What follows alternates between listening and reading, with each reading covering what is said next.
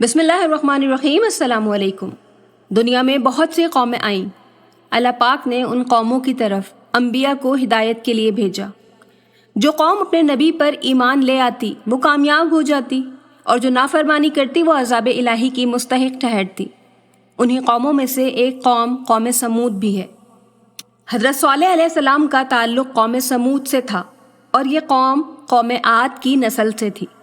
قوم سمود نے یمن سے ہجرت کی اور حجاز و شام کے درمیان سرزمین ہجر میں آباد ہو گئے۔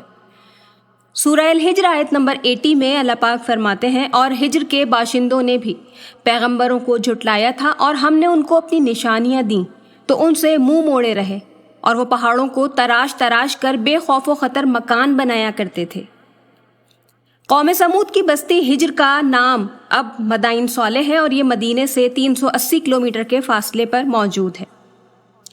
یہ لوگ پہاڑوں کو تراش کر گھر بنایا کرتے تھے۔ یہ کاریگری انہوں نے قوم عاد سے ورثے میں حاصل کی تھی۔ سورہ فجر آیت نمبر 9 میں اللہ پاک فرماتے ہیں، اور سمود کی اس قوم کے ساتھ کیا کیا جس نے وادی میں پتھر کی چٹانوں کو تراش رکھا تھا۔ سورہ الاعراف آیت نمبر 74 میں اللہ فرماتے ہیں، اور وہ وقت یاد کرو جب اللہ نے تمہیں قوم عاد کے بعد جانشین بنایا، اور تمہیں زمین پر اس طرح بسایا کہ تم اس کے ہموار علاقوں میں محل بناتے ہو، اور پہاڑوں کو تراش کر گھروں کی شکل دے دیتے ہو۔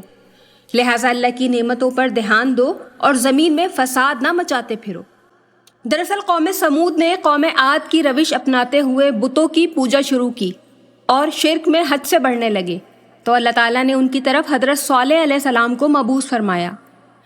آپ نبوت ملنے سے پہلے بھی بہت علم والے تھے اور معزز خاندان سے تعلق رکھتے تھے۔ لوگ آپ کی بات کو بہت زیادہ اہمیت بھی دیتے تھے، لیکن نبوت ملنے کے بعد جب آپ نے لوگوں کو ایک اللہ پر ایمان لانے اور اس کے سوا کسی کی عبادت نہ کرنے کی تبلیغ کی تو سب لوگ آپ کے خلاف ہونے لگے۔ لیکن حضرت صالح علیہ السلام مسلسل دین کی تبلیغ کرتے رہے۔ لیکن قوم سمود بھی قوم عاد کی طرح سرکشی پر ڈٹ گئے، مگر کچھ لوگوں کی ایک مختصر جماعت جو کہ مالی طور پہ بھی کمزور تھے، انہوں نے ایمان کی دعوت قبول کر لی۔ قوم کے بڑے سردار اور سرمایہ دار حضرت صالح علیہ السلام کا مذاق اڑاتے ہوئے کہا کرتے کہ اگر ہم باطل پرست ہوتے یا خدا کے پسندیدہ طریقے پر قائم نہ ہوتے تو آج ہم کو یہ دولت، پھلوں سے لدے باغات، عالیشان محلات اور سونے چاندی کے ڈھیر حاصل نہ ہوتے۔ تم ہم کو دیکھو اور پھر خود کو اور اپنے فالوورز کو دیکھو کہ کس تنگی میں اور غربت میں ہیں۔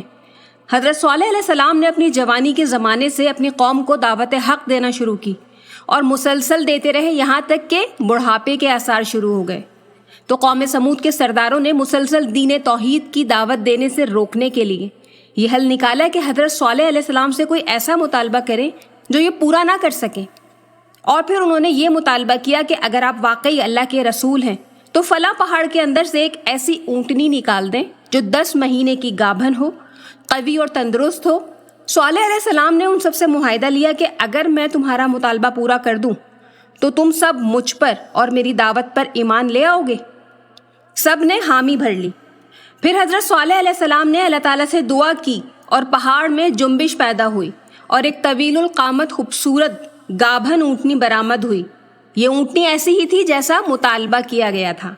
یہ معجزہ دیکھ کر کچھ لوگ تو مسلمان ہو گئے، مگر باقی لوگ اپنے کفر پہ ڈٹے رہے۔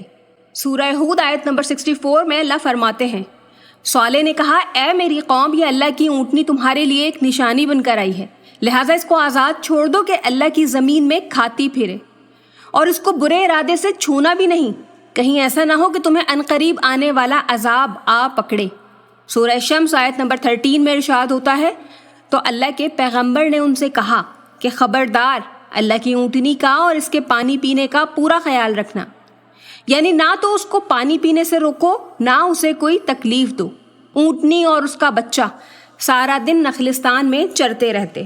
حضرت صالح علیہ السلام نے کنویں کے پانی کو بھی تقسیم کر دیا تھا۔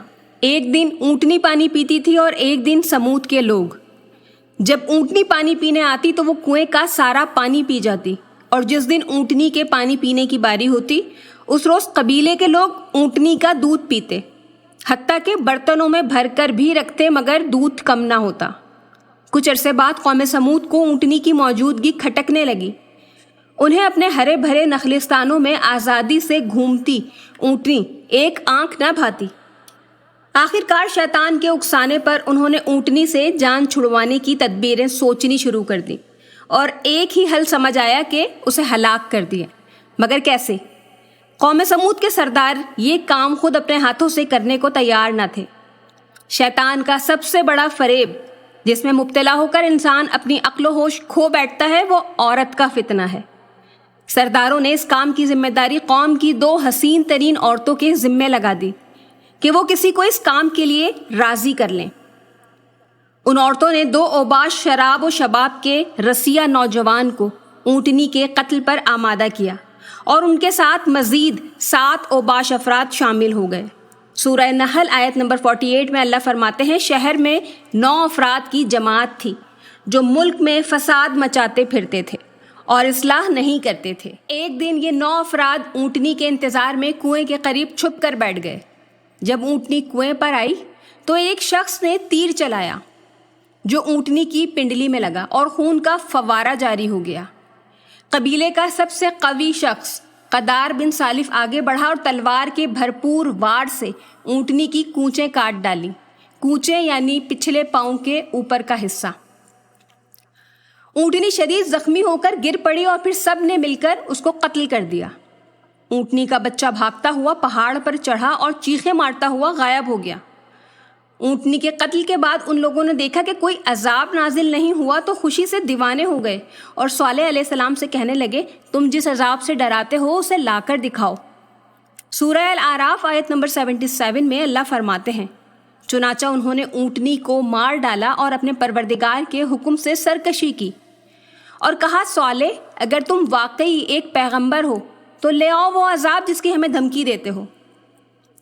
سورہ ہود آیت نمبر 65 میں اللہ فرماتے ہیں کہ جب انہوں نے کونچیں کاٹ ڈالی تو صالح نے کہا، اپنے گھروں میں 3 دن اور فائدہ اٹھا لو، یہ وعدہ جھوٹا نہیں ہے۔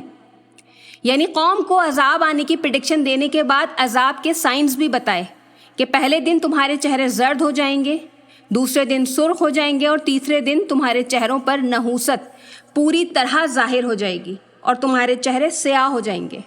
اور پھر ایسا ہی ہوا، اور چوتھے دن کا سورج طلوع ہوا ہی تھا کہ آسمان سے ایک بہت تیز چیخ کی آواز چنگھاڑ کی صورت میں بلند ہوئی جس نے ان کے کانوں کے پردے پھاڑ دیے اور ان کی روحیں جسموں کا ساتھ چھوڑنے لگیں اور وہ اپنی جگہوں پر اوندھے پڑے سسک سسک کر ختم ہونے لگے۔ اور کچھ ہی دیر میں لاکھوں افراد پر مشتمل نہایت قوی الجثہ طاقتور ترین قوم جانوروں کے کھائے ہوئے بھوسے کی طرح ڈھیر ہو چکی تھی، اور کفر و شرک میں مبتلا غرور و تکبر میں ڈوبے لوگ اور ان کا بارونق شہر خاموشہ میں تبدیل ہو کر ہمیشہ کے لیے عبرت کا نشان بن گیا تھا۔ رسول اللہ صلی اللہ علیہ وآلہ وسلم نے غزوہ تبوک کے لیے جاتے ہوئے مقام ہجر یعنی سمود کی بستی میں پڑاؤ کیا تو آپ صلی اللہ علیہ وآلہ وسلم نے حکم دیا کہ یہاں کی کنوؤں کا پانی نہ پینا اور نہ اپنے برتنوں میں لینا۔ صحابہ کرام نے عرض کیا کہ ہم نے تو اس سے اپنا آٹا بھی گوندھ لیا ہے اور پانی اپنے برتنوں میں بھی رکھ لیا ہے۔ تو آپ صلی اللہ علیہ وسلم نے حکم دیا کہ گوندا ہوا آٹا پھینک دیا جائے اور پانی کو واپس انڈیل دیں، اور حکم دیا کہ اس کنویں سے پانی لیں جس سے صالح علیہ السلام کی اونٹنی پیا کرتی تھی۔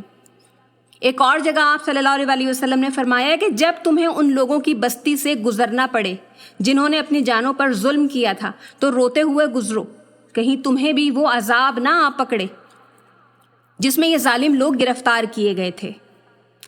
آج کی یہ معلوماتی ویڈیو آپ کو کیسی لگی کمنٹ سیکشن میں اپنی رائے کا اظہار ضرور کیجیے گا۔ ملتے ہیں اگلی ویڈیو میں، جب تک کے لیے اللہ حافظ۔